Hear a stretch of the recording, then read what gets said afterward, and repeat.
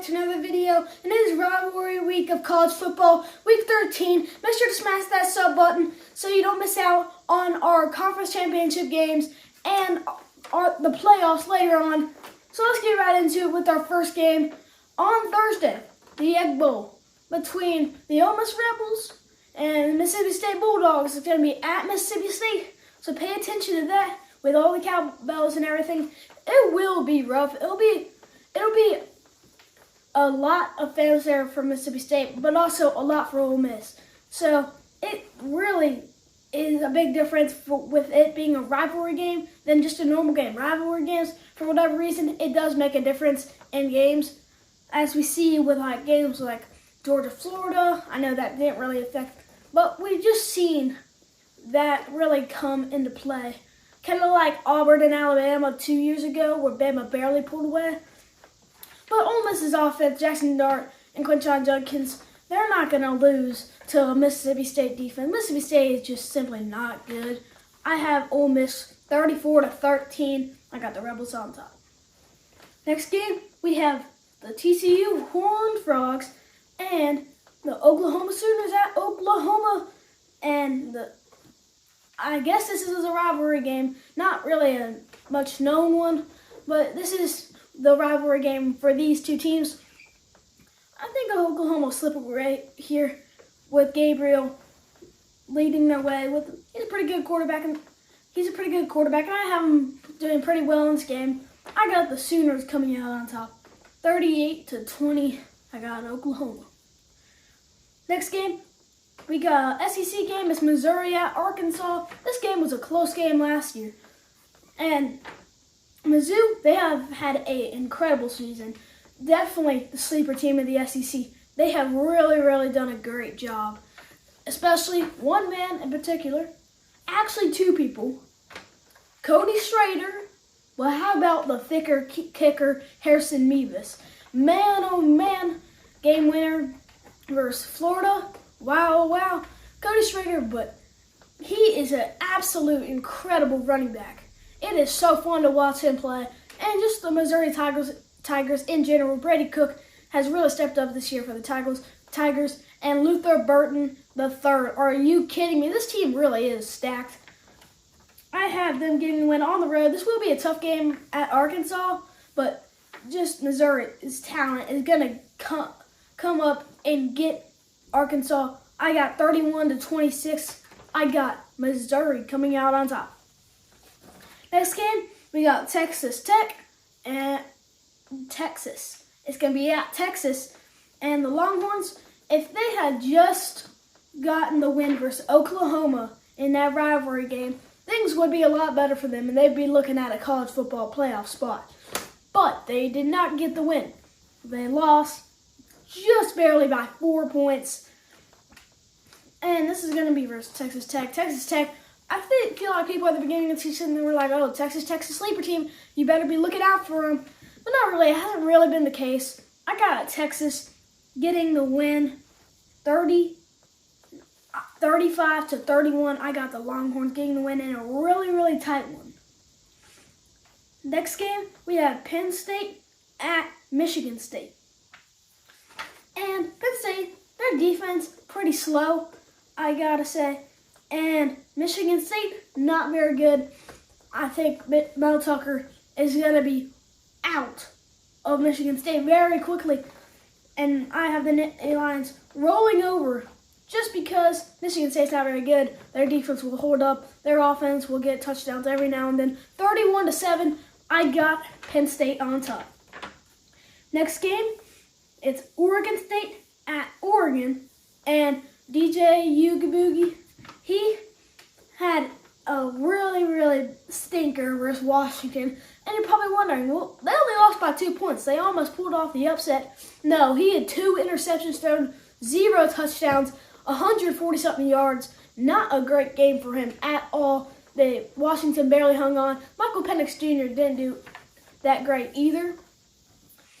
But Oregon State, I don't think they can hang around with Bo Nix and Bucky Irving and Troy Franklin all together for the Oregon Ducks. I have the Ducks getting the win, 38-3. 23. I have Oregon getting the win. Next game, this is Louisville at Kentucky. And Louisville, they have really stepped up this year. They only have one loss. They're ranked inside the top 10, which is really, really good for them. And they really hit the restart button. This team probably wasn't as good as Lamar Jackson back in 2016? Maybe 2015. I think it was 2016. Could be wrong though. And this is going to be at Louisville as well. I have Louisville getting the win. 31-20. I got Louisville coming out on top. Next game, this, I'll tell you what, will be college game day in the big house. It's Ohio State at Michigan. Golly, this is going to be a great game. The run game for Michigan, Donovan Edwards and Blake Corum, two unstoppable. Now they're playing a really good defense of Ohio State, and that will just smash together. It'll be a great game. And it's going to be at the big house, which is in Michigan. And Michigan has gotten the win the past 2 years, which is really impressive because besides those 2 years, it's been a streak of Ohio State getting the win. Well, Ohio State, Kyle McCord, this is his first time at the big house starting, and I do not believe that he will get the win. I think it will be so close. Marvin Harrison Jr. will try everything he can. Emeka Egbuka will also try to do everything he can. But I think Michigan and their home crowd will barely come out with this one in an absolute nail-biter. I have Michigan getting the win 27-23. Wolverines coming out on top, heading to their championship versus Iowa, most likely. I think I was locked in to play them, but I have Michigan coming out on top with a heck of a game right there. Our next game, we have Texas A&M at LSU. LSU, they have had a good year besides one thing, their defense. Yeah, their defense has really, really struggled this year. And this versus Texas A&M. Texas A&M, they're not the best team. I don't think they can pull it out versus LSU. I think they can put some points on the board, but LSU's offense is just going to be too explosive for Texas A&M to handle. I got LSU coming out on top 48-24. I got the Tigers. Next game, we have the Iron Bowl. It's Bama at Auburn. Jalen Milroe, his first time starting at Auburn, or just versus Auburn in general. I don't know about Bama. I think they could really struggle here. But the one thing Auburn's got to do, and they can very well stay in this game, and two things. They got to make Jalen Milroe nervous, but part of that is they have to contain him. You cannot let that guy run because he is like catching a grasshopper with chopsticks. I'll tell you that. He is really, really tough to handle. And you got to contain him or it's going to be a rough day for you. And remember versus LSU, he ran for 4 rushing touchdowns. He ran for 4 rushing touchdowns. It's crazy. I think it'll be tougher on the road. Auburn just came off a loss to New Mexico State. Yep, by 21 as well. Golly, that's a stinker. They have to get back at that, but I don't think they will. I got Alabama coming out on top. 27-17 in a close one, though. I got the Tide coming out on top, though. Next game, oh boy, it's Vandy at Tennessee. Golly. Woo! Tennessee, they lost last week to Georgia. Man, oh man. First play of the game, touchdown. Some fake energy from the Tennessee fans, because that's not going to matter. Not going to matter one bit. Georgia's Georgia. They ended up getting the win. But this game, this is versus Vanderbilt. Georgia kind of struggled with Vanderbilt. This is at Tennessee. Not saying that Vanderbilt's crowd made much of a difference. I was there, but that game was a little rough for the Dogs. But they're not going to run up the score like Tennessee is going to try their absolute best to do. I have 45-10. I got the Volunteers on top. What do you know? Well, I got Tennessee. Next game, this is a very, very interesting one. It is Florida State at Florida in the swamp. It's going to be a rowdy game. The biggest thing is, Florida State, Jordan Travis, man, he's out for the season. You hate to see that. He's really had a great season. Everybody's respecting him, which I love. But golly, that really hurts them. That hurts their playoff chances a lot. Not because that drops them back, because him being injured does not drop their rankings whatsoever. But it does affect if they lose to the conference championship game, or even if they do make it to the playoffs. They really got no shot to win a national championship game. Or Florida just they've had a good season. Napier fighting for his job. They've had a good season. Besides, the thicker kicker killing him. Man, oh man, thicker kicker coming through again. Florida just couldn't quite come in and get the win at Missouri. But this is a Florida team who's determined to beat Florida State. They know what's going on with Jordan Travis, and they're going to take advantage of it. Especially Ricky Pearsall, he'll be the main target of that game. Trevor Etienne, he'll run it all over that defense. And Graham Mertz needs to step up. If he doesn't have a perfect game, they ain't winning. I have him getting a perfect game, though. I got the Florida Gators 30-27. Pains me to say that, but I actually do believe an upset here from Florida. Next game, it is Clemson at South Carolina, a night game. Better pay attention to this one. Spencer Rattler, he'll try to lead his team to victory. Juice Wells as well.